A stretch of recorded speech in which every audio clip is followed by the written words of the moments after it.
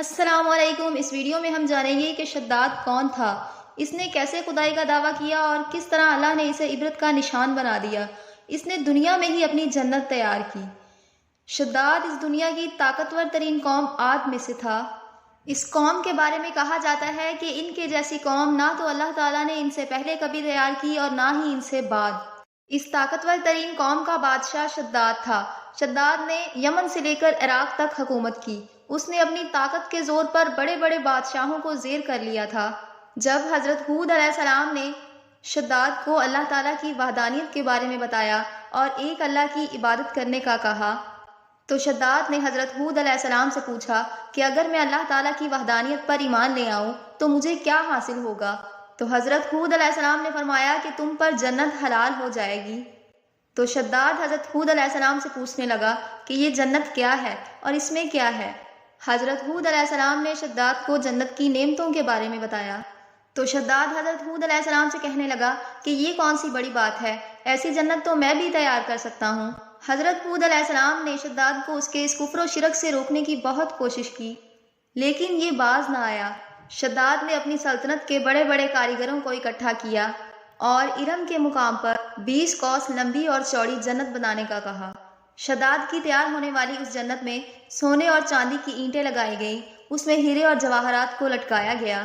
شداد نے اپنی اس بنائی جانے والی جنت میں دودھ، پانی اور شہد کی نہریں بھی رواں کر دی۔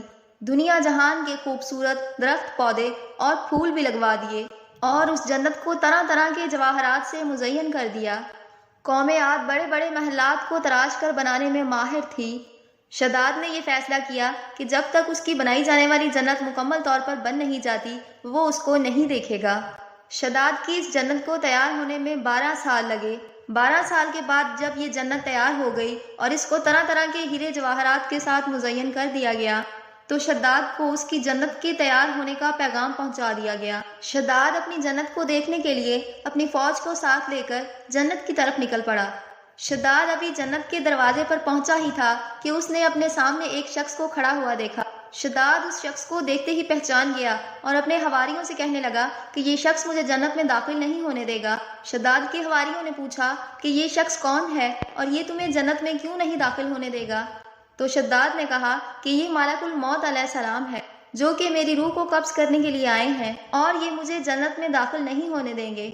شداد نے ملک الموت سے اپنی جنت کو دیکھنے تک کی مہلت مانگی، لیکن ملک الموت نے فرمایا کہ اللہ تعالیٰ کا حکم ہے کہ میں تمہیں جنت نہ دیکھنے دوں۔ شداد ملک الموت کے سامنے بہت رویا اور گڑ گڑایا، لیکن ملک الموت نے اللہ تعالیٰ کے حکم کی تکمیل کرتے ہوئے شداد کی روح قبض کر لی۔ اس کے بعد حضرت جبرائیل علیہ السلام نے ایک زوردار چیخ ماری اور شداد کی بنائی ہوئی جنت زمین میں دھنس گئی اور غائب ہو گئی۔